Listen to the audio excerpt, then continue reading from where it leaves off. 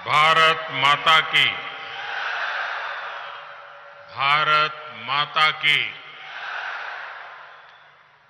कर्नाटका के राज्यपाल श्री थावरचंद गहलोत जी, मुख्यमंत्री श्री बसवराज बोम्मई जी, केंद्रीय मंत्रिमंडल के मेरे सहयोगी श्री भगवंत खुबा जी, कर्नाटका सरकार के मंत्रीगण, सांसद एवं विधायकगण और विशाल संख्या में हमें आशीर्वाद देने के लिए आए हुए मेरे प्यारे भाइयों और बहनों, कर्नाटकದ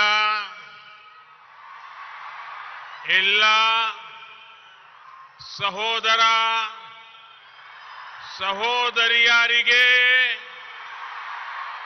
ನನ್ನ ವಂದನೆಗಳು।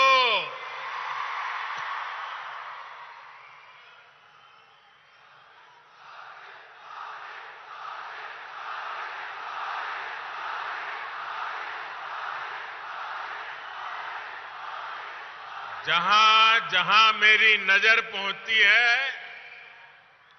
लोग ही लोग नजर आते हैं। हेलीपैड भी चारों तरफ से भरा पड़ा है और यहां भी मैं पीछे देख रहा हूं, चारों तरफ इस पंडाल के बाहर हजारों लोग धूप में खड़े हैं। आपका ये प्यार, आपके आशीर्वाद हम सबकी बहुत बड़ी ताकत है।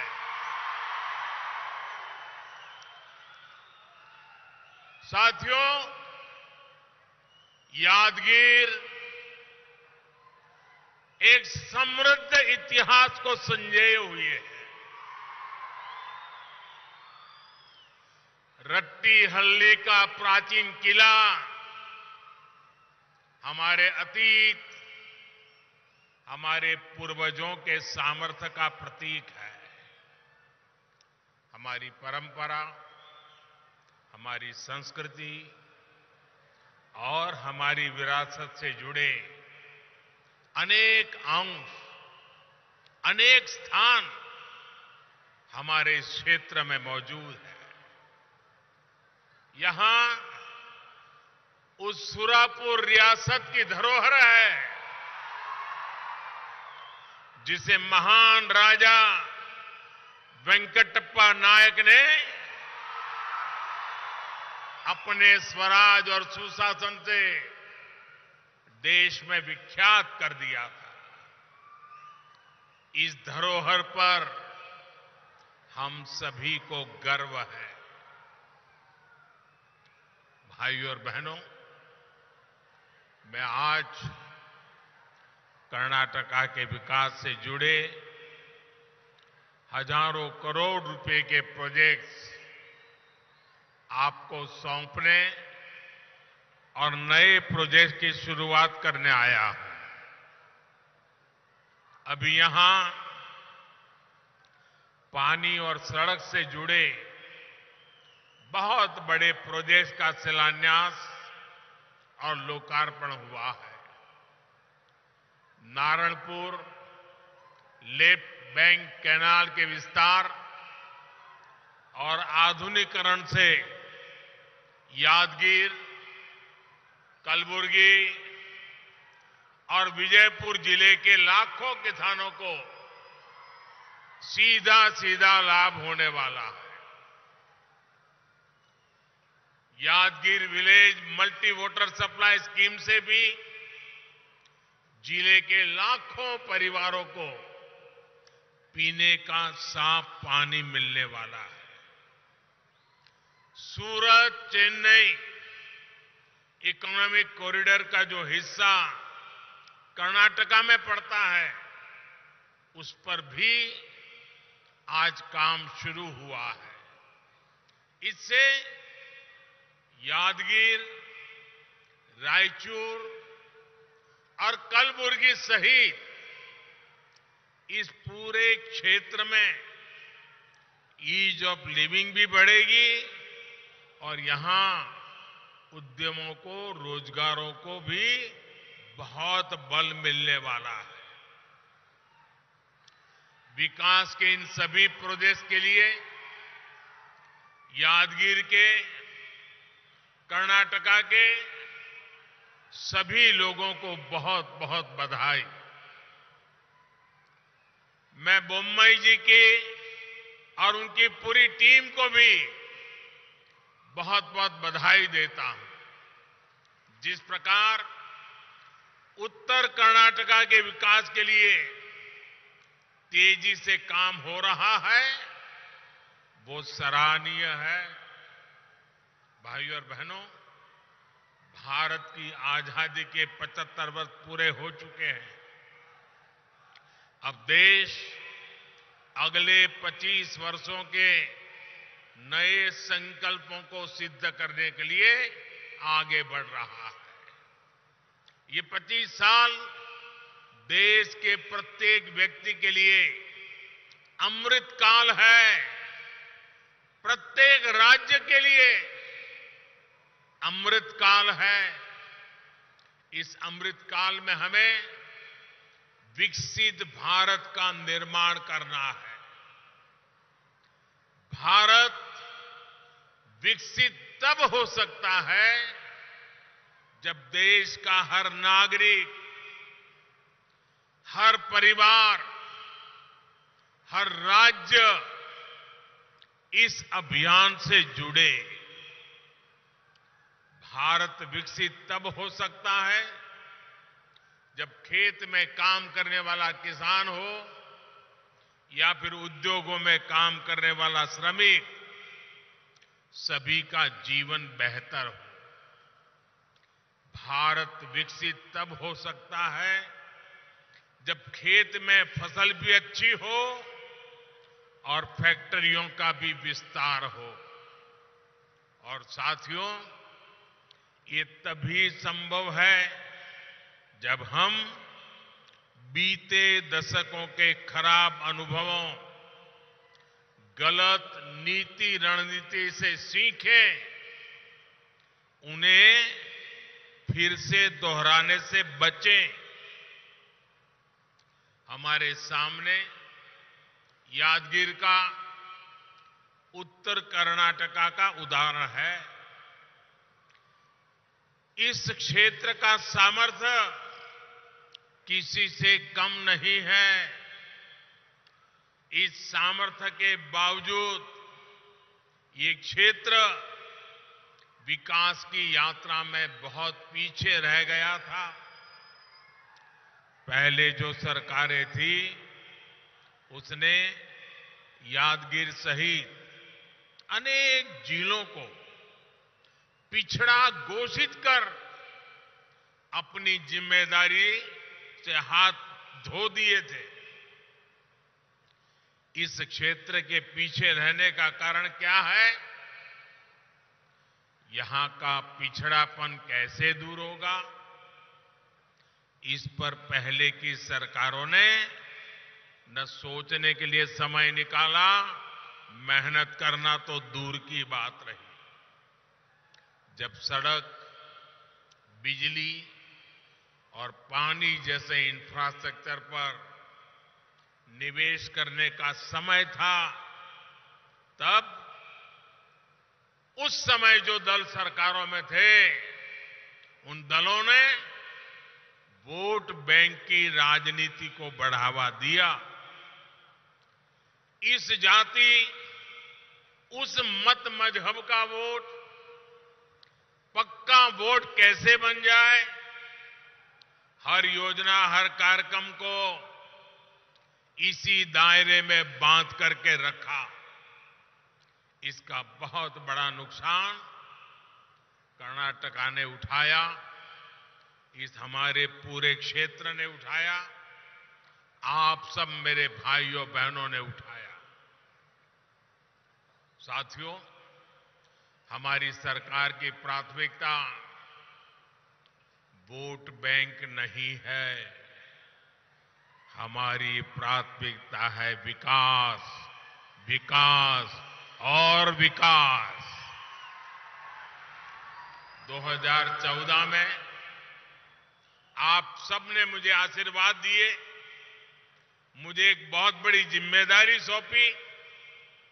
मैं जानता हूं कि जब तक देश का एक भी जिला विकास के पैमाने पर पीछा रहेगा, तब तक देश विकसित नहीं हो सकता। इसलिए जिनको पहले की सरकार ने पिछड़ा घोषित किया, उन जिलों में हमने विकास की आकांक्षा को प्रोत्साहित किया। हमारी सरकार ने यादगीर सहित देश के 100 से अधिक ऐसे जिलों में आकांक्षी जिला कार्यक्रम शुरू किया। हमने इन जिलों में सुशासन पर बल दिया, गुड गवर्नेंस पर बल दिया, विकास के हर पैमाने पर काम शुरू किया। यादगीर सहित सभी आकांक्षी जिलों को इसका लाभ भी मिला है। आज देखिए, यादगीर ने बच्चों का 100% टीकाकरण कर दिखाया है। यादगीर जिले में कुपोषित बच्चों की संख्या में बहुत कमी आई है। यहां के 100% गांव सड़कों से जुड़ चुके हैं। ग्राम पंचायतों में डिजिटल सेवाएं देने के लिए कॉमन सर्विस सेंटर है। शिक्षा हो, स्वास्थ्य हो, कनेक्टिविटी हो, हर प्रकार से यादगीर जिले का प्रदर्शन टॉप 10 आकांक्षी जिलों में रहा है। और इसके लिए मैं यादगीर जिले के जनप्रतिनिधियों को, यहां के डिस्ट्रिक्ट एडमिनिस्ट्रेशन की टीम को मेरी तरफ से बहुत बहुत बधाई देता हूं। आज यादगीर जिले में नए उद्योग आ रहे हैं। केंद्र सरकार ने यहां फार्मा पार्क की स्वीकृति भी दे दी है। भाइयों और बहनों, वाटर सिक्योरिटी एक ऐसा विषय है जो 21वीं सदी के भारत के विकास के लिए बहुत जरूरी है। भारत को विकसित होना है तो border security, coastal security, internal security के तरह ही वाटर सिक्योरिटी से जुड़ी चुनौतियों को भी समाप्त करना ही होगा। डबल इंजन की सरकार सुविधा और संचय की सोच के साथ काम कर रही है। 2014 में जब आपने हमें अवसर दिया, तब 99 ऐसी सिंचाई परियोजनाएं थी जो दशकों से लटकी हुई थी। आज इनमें से 50 के करीब योजनाएं पूरी हो चुकी हैं। हमने पुरानी योजनाओं पर भी काम किया और जो संसाधन हमारे पास पहले से थे, उनके विस्तार पर भी बल दिया। कर्नाटका में भी ऐसे अनेक प्रोजेक्ट्स पर काम चल रहा है। नदियों को जोड़कर सूखा प्रभावित क्षेत्रों तक पानी पहुंचाया जा रहा है। Narayanpura left bank canal system का विकास और विस्तार भी इसी नीति का हिस्सा है। अब जो नया सिस्टम बना है, जो नई तकनीक इसमें जोड़ी गई है, इससे 4.5 लाख हेक्टेयर भूमि सिंचाई के दायरे में आएगी। अब कैनाल के आखिरी छोर तक भी पर्याप्त पानी पर्याप्त समय के लिए आ पाएगा। साथियों, आज देश में पर ड्रॉप मोर क्रॉप पर, माइक्रो इरिगेशन पर अभूतपूर्व बल दिया जा रहा है। बीते 6-7 सालों में 70 लाख हेक्टेयर भूमि को माइक्रो इरिगेशन के दायरे में लाया गया है। कर्नाटका में भी इसको लेकर के बहुत अच्छा काम हुआ है। आज कर्नाटका में माइक्रो इरिगेशन से जुड़े जिन प्रोजेक्ट्स पर काम चल रहा है, उससे 5 लाख हेक्टेयर भूमि को लाभ होगा। डबल इंजन सरकार भूजल के स्तर को ऊपर उठाने के लिए भी बड़े स्तर पर काम कर रही है। अटल भूजल योजना हो, अमृत सरोवर अभियान के तहत हर जिले में 75 तालाब बनाने की योजना हो, या फिर कर्नाटका सरकार की अपनी योजनाएं, इससे जल स्तर बनाए रखने में मदद मिलेगी। भाइयों और बहनों, डबल इंजन सरकार कैसे काम कर रही है, इसका बेहतरीन उदाहरण जल जीवन मिशन में भी दिखता है। 3.5 साल पहले जब ये मिशन शुरू हुआ था, तब देश के 18 करोड़ ग्रामीण परिवारों में से सिर्फ 3 करोड़ ग्रामीण परिवारों के पास नल कनेक्शन था। आज देश के लगभग, ये आंकड़ा याद रखना,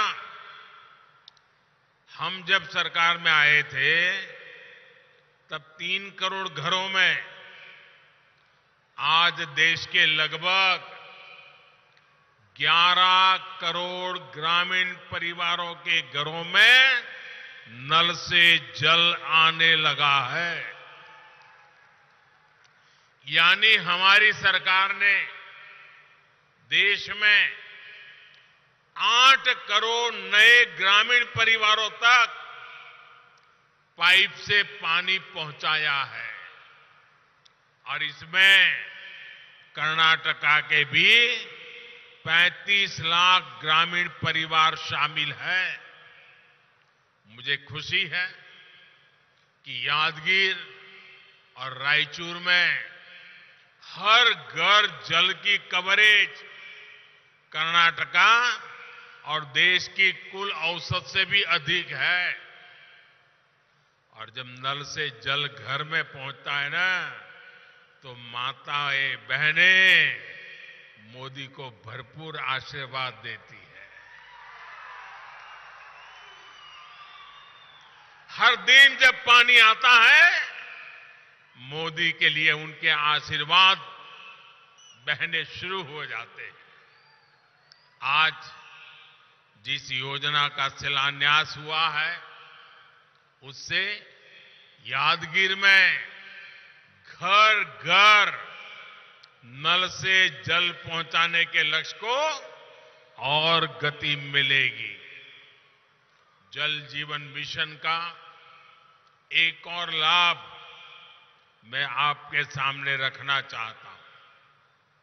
एक स्टडी में सामने आया है कि भारत के जल जीवन मिशन की वजह से हर साल 1.25 लाख से अधिक बच्चों का जीवन हम बचा पाएंगे। आप कल्पना कर सकते हैं, 1.25 लाख बच्चे प्रति वर्ष मौत के मुख में जाने से बच जाते हैं, तो ईश्वर भी तो आशीर्वाद देता है। साथियों, जनता जनार्दन भी आशीर्वाद देती है। साथियों, दूषित पानी की वजह से हमारे बच्चों पर कितना बड़ा संकट था, और अब कैसे हमारी सरकार ने आपके बच्चों का जीवन बचाया है। भाई और बहनों, हर घर जल अभियान डबल इंजन सरकार के डबल बेनिफिट का भी उदाहरण है। डबल इंजन यानी डबल वेलफेयर, डबल तेजी से विकास। कर्नाटका को इससे कैसे लाभ हो रहा है, आप लोग तो भली भांति जानते हैं। केंद्र सरकार किसानों के लिए पीएम किसान सम्मान निधि योजना के तहत 6,000 रुपये देती है। वहीं कर्नाटका सरकार इसमें 4,000 रुपया और जोड़ती है ताकि किसानों को डबल लाभ हो। यहां यादगिर के भी लगभग 1.25 लाख किसान परिवारों को भी पीएम किसान सम्मान निधि के लगभग 250 करोड़ रुपए मिल चुके हैं। साथियों, केंद्र सरकार नई राष्ट्रीय शिक्षा नीति लाई है। वहीं कर्नाटका सरकार विद्या निधि योजना से गरीब परिवारों के बच्चों की अच्छी शिक्षा में मदद कर रही है। केंद्र सरकार महामारी और दूसरे संकटों के बावजूद तेज विकास के लिए कदम उठाती है। वहीं राज्य सरकार इसका लाभ उठाते हुए कर्नाटका को देश में निवेशकों की पहली पसंद बनाने के लिए आगे बढ़ रही है। केंद्र सरकार बुनकरों को मुद्रा योजना के तहत मदद देती है। वहीं कर्नाटका सरकार महामारी के दौरान उनका ऋण माफ करती है और उन्हें आर्थिक सहायता भी देती है। तो हुआ ना डबल इंजन का, यानी डबल बेनिफिट। साथियों, आजादी के इतने वर्षों बाद भी अगर कोई व्यक्ति वंचित है, कोई वर्ग वंचित है, कोई क्षेत्र वंचित है, तो उस वंचित को हमारी सरकार सबसे ज्यादा वरीयता दे रही है। और वंचितों को वरीयता, ये है हम लोगों का कार्य करने का राह है, संकल्प है, मंत्र है। हमारे देश में दशकों तक करोड़ों छोटे किसान भी हर सुख सुविधा से वंचित रहे। सरकारी नीतियों में उनका ध्यान तक नहीं रखा गया। आज यही छोटा किसान देश की कृषि नीति की सबसे बड़ी प्राथमिकता है। आज हम किसान को मशीनों के लिए मदद दे रहे हैं, ड्रोन जैसी आधुनिक टेक्नोलॉजी की तरफ ले जा रहे हैं, नैनो यूरिया जैसी आधुनिक खाद उपलब्ध करा रहे हैं। वहीं दूसरी तरफ प्राकृतिक खेती को भी प्रोत्साहित कर रहे हैं। आज छोटे किसान को भी किसान क्रेडिट कार्ड दिए जा रहे हैं। छोटे किसान फिर भूमिहीन परिवारों को अतिरिक्त आय हो, इसके लिए पशुपालन, मछली पालन, मधुमक्खी पालन, उसके लिए भी मदद दी जा रही है। भाई और बहनों, आज जब मैं यादगिर आया हूं तो कर्नाटका के परिश्रम किसानों का एक और बात के लिए भी आभार व्यक्त करूंगा। ये क्षेत्र दाल का कटोरा है। यहां की दालें देश भर में पहुंचती है। बीते 7-8 वर्षों में अगर भारत ने दालों के लिए अपने विदेशी निर्भरता को कम किया है तो इसमें उत्तर कर्नाटका के किसानों की बहुत बड़ी भूमिका है। केंद्र सरकार ने भी इन 8 वर्षों में किसानों से 80 गुना अधिक दाल एमएसपी पर खरीदी। 2014 से पहले जहां दाल किसानों को कुछ 100 करोड़ रुपए मिलते थे, वहीं हमारी सरकार ने दाल वाले किसानों को 60,000 करोड़ रुपए दिए हैं। अब देश खाद्य तेल में आत्मनिर्भरता के लिए भी विशेष अभियान चला रहा है।